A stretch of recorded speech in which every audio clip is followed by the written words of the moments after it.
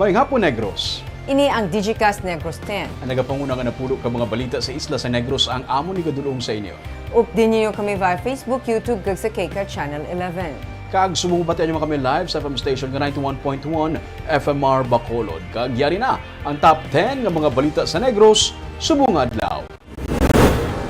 Abogado kong presidente sa Union sa Sine kung inaligar wala makabayad sa bill pero wala mautdan sa kuryente. DepEd Negros Occidental Division kulang sa 1,800 ka mga classrooms. Mga hold-up suspects sa San Carlos City nadakpan.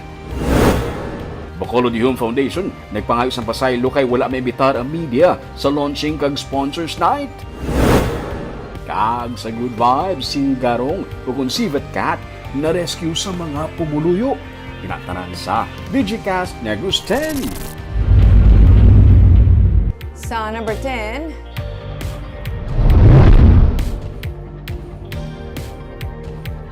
bagyo nga guring ang may pinasahi nga truck. Magalibot ini sa sulod sa 5 ka adlaw kag ginapaabot nga hindi magdala sa mabunok nga ulan sa Pilipinas. As of 10 a.m., ang bagyo nga guring ang ara sa 355 kilometers east-northeast sang Apari, Cagayan o kung 300 kilometers east sang Basco, Batanes. May kabaskugon ini nga 55 kilometers per hour kag pagmadlos nga 70 kilometers per hour. Wala sang wind signal sa bisan diin nga parte sang Pilipinas subong.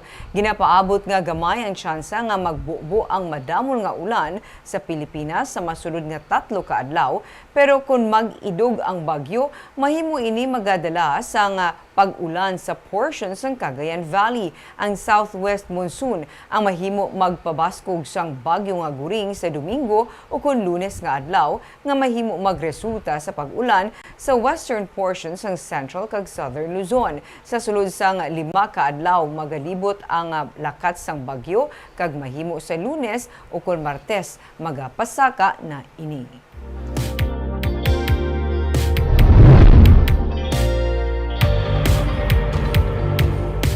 Sa number 9, Bacolod Home Foundation ang ayos ang pasaylo matapos mula maimbitar ang katapos ang media sa launching kag Sponsors Night. Sa ginhiwat ka Sponsors Night, ginunveil ng Day Mayor Aldi Benitez kag katapos ang Home Foundation ang Mascara Festival 2023 logo kag official soundtrack. Pero wala ang katapos ang media maimbitar sa okasyon. Patag ni Mate Espina, spokesperson sa Home Foundation, hindi nila intensyon nga wala sa sponsors night ang katapos sa media bangod may separado nga media launching nga natarana sa Sabado nga adlaw para sa katapo man sa media. Nangayo man sila sang pasaylo kag paghangop sa natabo bangod ang sponsors night, agin patigayon lang upod sa katapos sang konseho sang syudad kag mga sponsors nga nagpalabot sang suporta para sa nagahilapit nga tuigan nga kahiwatan. Nabaton kag nahangpan man sa katapos ang foundation ang mga negatibo nga reaksyon sa ginpagwa nga logo design nga obra sang Bacolodnon nga international artist kag pati na sa ginpabati nga official soundtrack sang Mascara Festival. Rest assured that coming from the media sector myself, there was no intention to be disrespectful and that we are preparing something special for our press presentation this coming Saturday. The invitation will be issued later after we do a tweak on the presentation that we will give to our press for public consumption. And again, we regret that there was miscommunication on this matter and I hope for your understanding.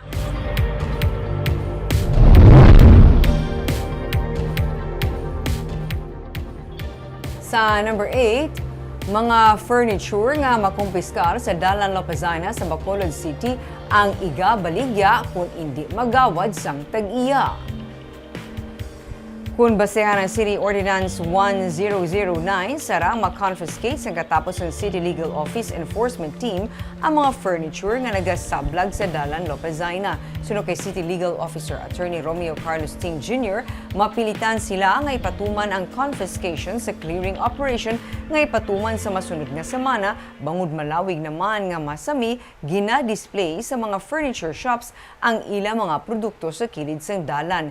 Kutob man sa hindi magawad nga furniture sa mga tag-iya, ang ginaplano sa syudad nga ibaligya. Magluwas sa mga furniture products pagguyuron kag ipang-impound man sa Bacolod Traffic Authority Office ang mga salakyan, tricycle kag e-bike nga masamigi na park sa kilid man sang Lopezina Street, ilabi na ang yara sa nasakpan sang Barangay 27. Ang clearing operation kabahin sang tikang sa syudad agud mapahagan-hagan ang paggutok sang mga salakyan dungan sa pagbukas ng klase sa pampubliko nga buluthuan. Sa first offense is 300, second 500, ang third offense is 1,000. So sa Actually, pwede man nila. Hindi man nambal na kaya dapat i-claim nila di sa city, otherwise i-public auction, ibaligya. Public auction. mag-claim balayran sila. May balayran sila. Attorney, sa diin na gid sila dapat ma-occupy kag ano dapat ang hindi nila pag-occupy na sinangay. Ang atom ng concern, ang dalan dapat hindi nila ma-occupy kag ang sidewalks. Dapat sa sulod na gid sila sa ilan na shop. Sa number 7,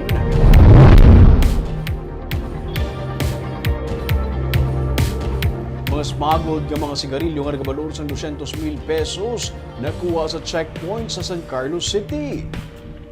Nagabalor sa 200,000 pesos ang 39 ka mga reams ng smuggled nga mga sigarilyo nga nakumpiskar sa isa ka checkpoint sa DC Cruz, C. Ledesma Avenue, Barangay 1, San Carlos City kagabi. Ginkilala ang duha ka mga sospek kasanday umair dirindigon kag sa karuding sarip. Lunsay mga vendor kag residente sa Hope Street, Barangay 5 sa Amuman nga syudad. Sa report sa San Carlos PNP, napaslawan nga magpresentar sa official receipt o kun certificate of registration ang driver sa puti nga adventure samtang ginausisa sa checkpoint. Sa report sa San Carlos City, napaslawan ang magpresentar sa official receipt o kun OR o kun certificate of registration o kun CR ang driver sang isa ka puti nga adventure samtang ginausisa sa checkpoint. Sa ginusisa sa mga otoridad ang salakyan didto na diskubrihan ang smuggled nga mga sigarilyo. Detained ang duha sa San Carlos City Police Station sa karon.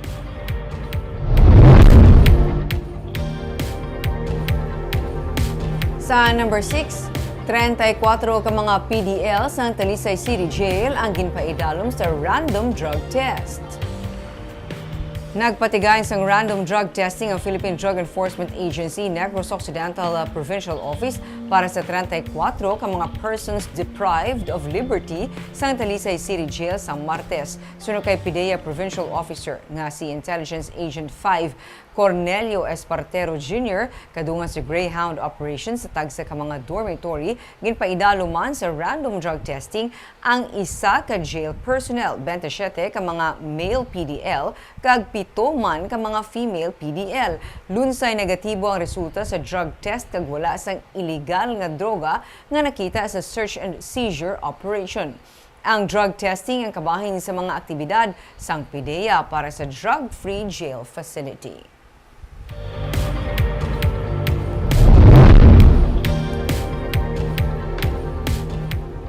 Sa number 5, 4 ka mga sospek sa kaso sa hold-up nadakpan.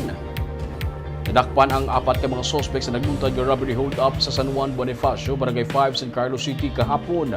Mga biktima ginkilala kay Jeffrey Kiro. Ang mga suspetsado ginkilala nga sanday Michael Tuyugan, Jericho Burdago, Francisco Tuyugan kag John Mar Santa Ana. Sa investigasyon sa San Carlos PNP, ang 4 ka mga sospek nagasakay sa motor sa nadeklarar inis ang hold-up sa mga biktima. Nakuha sa ilang isa ka unit sa Techno Spark cellphone kag nagpalagyo. Pinagi sa gitpatigayon nga hot pursuit operation sa San Carlos City Police Station, nadakpan ang 4 ka sospek kag na-recover sa kay Michael Tuyugan ang isa ka caliber 45 nga pusil, mga bala kag extra pagid nga magazine nga loaded sang 6 ka mga bala. Kag isa ka itom nga Techno Spark cellphone. Ibong kilala sang biktima ang mga sospetsado.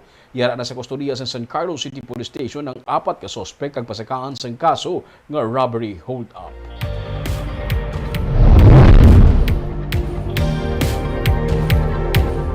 Sa number 4, Gobernador Eugenio Jose Lacson ang nagalaom nga wala kuntani isang lugar sa Negros Occidental nga malakip sa areas of concern o Comelec hotspot sa nagahilapit nga barangay kag SK elections.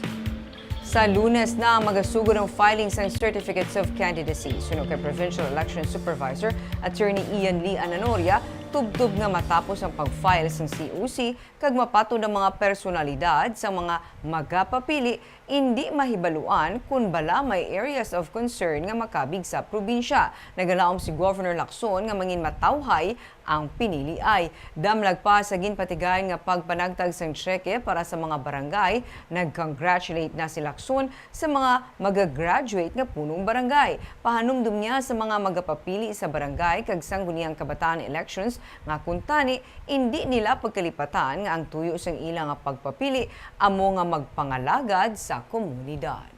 Especially barangay election, though, from date of filing, a month after election na yata, no? 1 month pa huwag, then campaign. Yeah, campaign yata is one week, di ba? So, sana naman, but of course, realistically, they're already campaigning, no? We hope it is peaceful and no hotspots.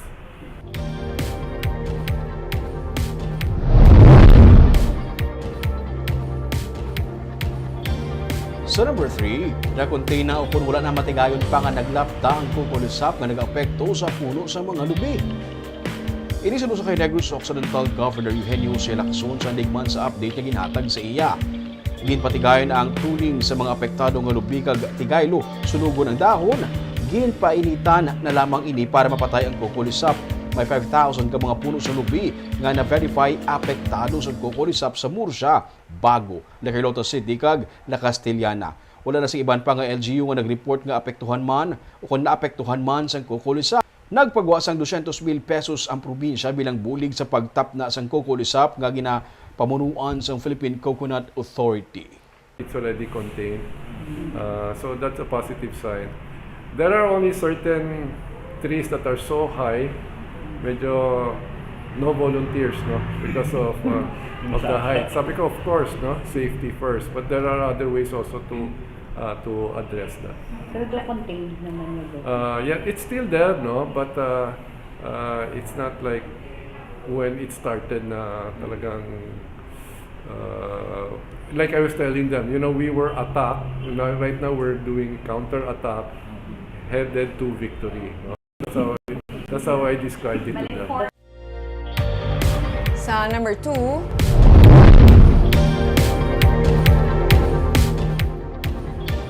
kulang sang 1,800 ka mga classrooms ang DepEd Negros Occidental Division.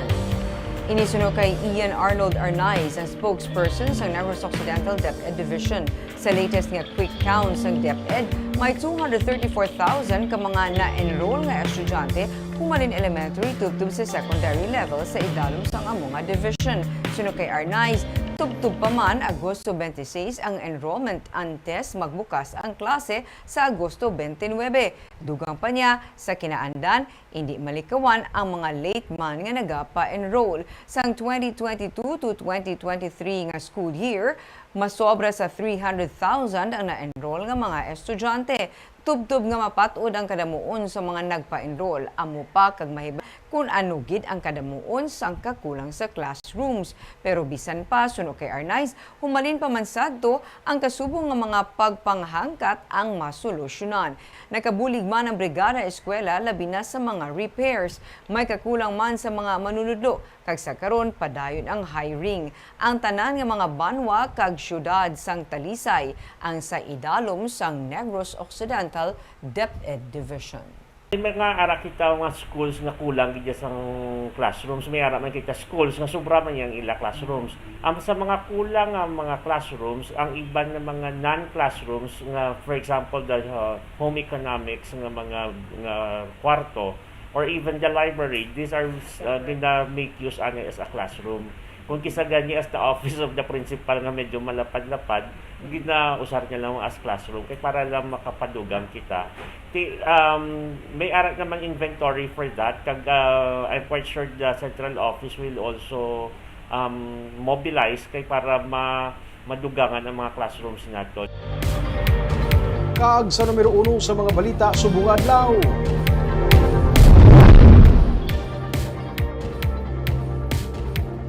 Sineco employees ginapungsisa sa karon bangod sa ginaligar questionable nga overtime pay. Kag ginaligar pagid nga may pinilian sa pagpangutod sa kuryente sa wala makabayad sang bill. May report sa Nico Delfin. Sa ginpagwa nga memorandum ni Seneco Acting General Manager Attorney Arnel Lapore, iyagin pa usisa sa Consumers Account Department kun nga wala na utdan sang kuryente. Sanday Attorney Ray Gorgonio nga legal counsel sang CURE ukon ng union sang Seneco employees. Kag si Felix Hipelga Jr. nga presidente sang union bisan binula na nga wala nila masettle ang ila balayran sa kuryente. Patag ni Attorney Gorgonio, ang 6 kabulan nga bill nga nakapangalan sa iya ang iya na nga nabayaran kag wala nagakasayuran nga may pinilian ang Central Negros Electric Cooperative sa pagpatuman sang disconnection sa hindi makabayad sa kuryente. Amuman sining sabat ni Hipelga Jr. matapos nga makabayad na sa malapit 3 kabulan niya nga bill sa kuryente. Duka harassment lang nga gina-try nila i-discredit. Duha specifically kami ni Attorney Ray kay kabalo matatanan nga may naara kami nakapending nga ginaaway subong sa dole. So ang act ang do ginahimo nila do para sa ako do ka bata-bata nila nga act nga kinahanglan amo na. Upod man sa ginakwestiyon ni Lapore ang masobra 200,000 pesos nga overtime pay ni Stephanie Montaner nga pamuno sang Collection Services Section humalin sang Enero tubtub Hunyo sining nga tuig. Ini matapos maglabot lang sa 87% tubtub 89% ang collection efficiency sang distribution utility sa bulan sang Hulyo kag Hunyo. Pero suno sa legal counsel ang overtime pay hindi lang para kay Montaner kundi para sa iban pagid nga mga empleyado sang disconnection section nga siya ang nagapamuno. Inetaran suno kay Gorgonio ang makita man sa payroll. Pinapalabas na parang overtime niya lang yon. So it is actually an overtime ng mga empleyado sa disconnection section na siya yung namumuno. No? It's everybody's overtime. Yes. Kasi nagagabihan sila sa pagdi-disconnect kasi gusto nila, pinipiga sila para malabot ang collection efficiency rate. Pero para kay Lapore, hindi man ma-appreciate ang value sang gin-render nga overtime ni Montaner kung basehan ang collection efficiency dugangan pa nga wala pa napatuman ang disconnection batok sanday Gorgonio kag Hipelga. Ginmando man sang Acting General Manager ang review sa aktibidad kag program of work ni Montaner agud mauntat ang ginaligar malpractice. Ginta naman ni Montaner ang mga alegasyon batok sa iya. Natala na siya nga mag-submit sang sabat sa gin-issue nga notice to explain batok sa iya. Nico Delfin para sa Digicast Negros.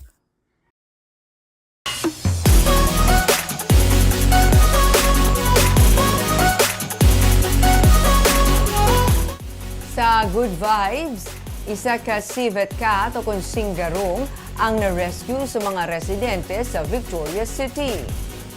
Mga alas 7 sang kagabi nakita ni Fernando Delicana sa may higad sang dala ng ini nga civet cat o kung ginatawag nga singgarong sa may Barangay 12 sa Victoria City sa bag-o nga dalan nga nag-connect sang Victoria sa Bacolod Negros Occidental Highway o kung Banose. Hindi makalakat ang lalaki nga singgarong matapos nga maipit sa motorsiklo. Gilayon ini nga gindala sa mga pumuluyo sa isa ka veterinarian para mapabulong. Sunod sa kay Alex Lanzar nga amo ang nagkuha sang video kag litrato sang civet cat, nakuha nila ini sa lugar malapit lang kung sa diin nakitaan ang isa man ka patay nga iloy nga singgarong sang Agosto 4.